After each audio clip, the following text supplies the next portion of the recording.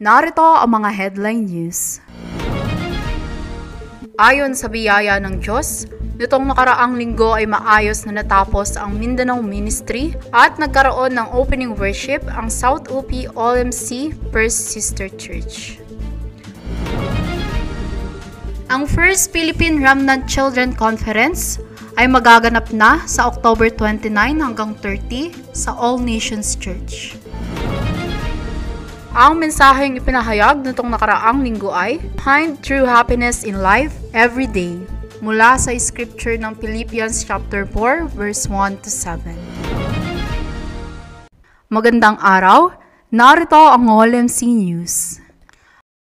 Ayon sa biyaya ng Diyos, ay maayos na natapos ang Mindanao PRTS Evangelism School Ministry nitong nakaraang linggo.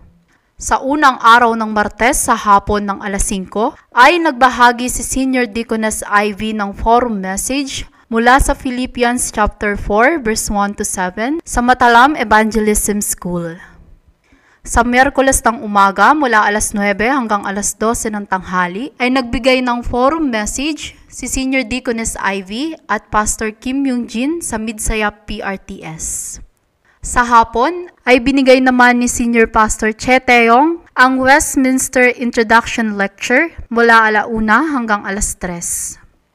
At kinagabihan ng 6:30 hanggang 7:30 ay nagtipon at nakinig ng salita ng Diyos ang mga adults at remnants na kung saan nagbigay rin ng forum message si Senior Deaconess Ivy mula sa Matthew 16:16 para sa Rangavan Evangelism School. Kinabukasan ng Huwebes ay PRTS South UP. Nagsimula ang klase ng alas 9 hanggang alas 12 ng tanghali na kung saan parehong nagbigay ng mensahe at forum sina Senior Deaconess Ivy at Pastor Kim Myung-jin.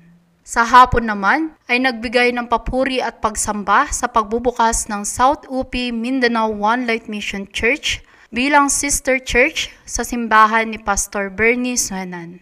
Doon ay pinahayag ni Senior Pastor Che Taeyong ang mensahe na nagmula sa Isaiah chapter 41 verse 10, Matthew chapter 24 verse 14 at Matthew 16:16. Pagkatapos ay nagbigay ng certification of appointment kay Pastor Bernie. At sa araw ng Biyernes ng umaga ay bumisita ang Mindanao Ministry Team sa Arakan para sa kanilang Thanksgiving worship at kung saan dito ay nagbigay si Senior Pastor Che Taeyong ng pagbati at congratulatory message sa simbahan ni Pastor Nicky Granada. Sa biyahe naman papuntang Davao ay tumanggap ng daan ng kaligtasan ang driver ng sasakyan. Ang First Philippine Remnant Children Conference ay magaganap na sa October 29 hanggang 30 sa All Nations Church.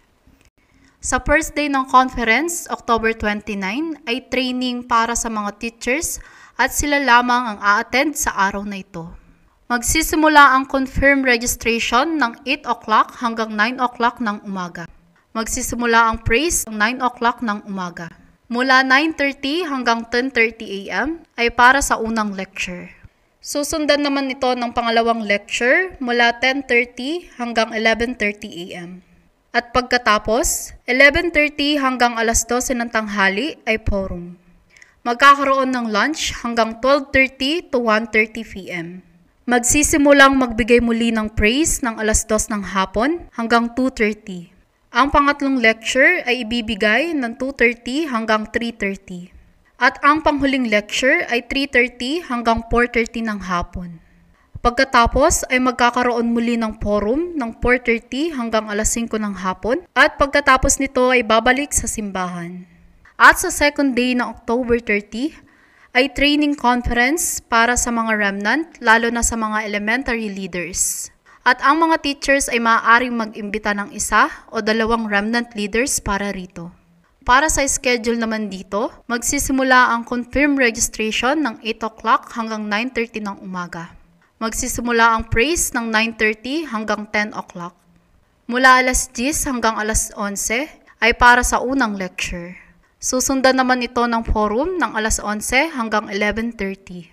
Magkakaroon ng lunch hanggang 11:30 to 1 o'clock p.m. At magsisimulang magbigay muli ng praise ng alauna ng hapon hanggang 1:30.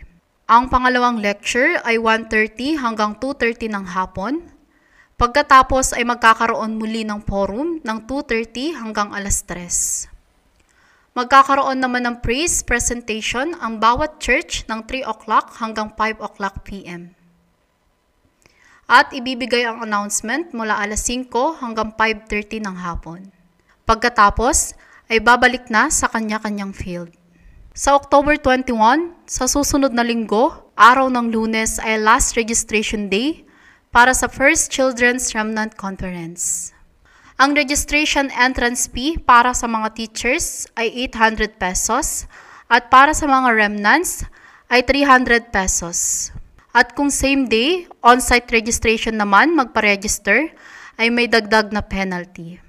Nawa, bilang paghahanda ay ipanalangin natin araw-araw ang prayer topics na ito para sa First Philippine Remnant Children Conference.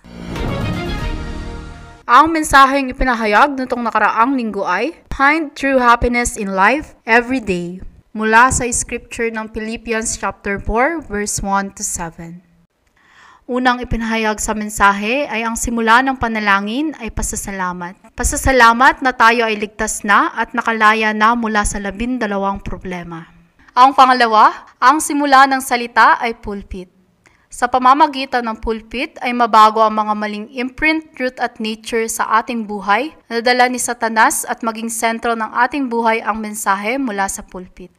Sumunod na ipinahayag ay ang unang hakbang, patungo sa Diyos ay konsentrasyon. Kinakailangan mong gumawa ng spiritual system upang magawa mong magkaroon ng konsentrasyon sa Diyos gamit ang 777 prayer, way of salvation at salita. Pang-apat, bago mo mapagaling ang mundo, kinakailangan mo munang pagalingin ang iyong sarili upang magawa mong maging witness na mapagaling din ang iba at ang field. Huling ipinahayag sa mensahe na kinakailangan na mayroong balanse sa pagitan mo at ng Diyos. Sa pamamagitan ng pagsunod sa daloy at pagiging malapit sa salita, panalangin at pagsamba. Announcement. Mamaya 2:00 ng hapon ay College Devotion Worship with Offering. Mamaya 6:30 ng gabi ay PRTS Staff Meeting at Practice sa Hansarang Mission Church. Sa October 17 ay Nadyo Hanbit at Emmanuel Bokpo Church Visit.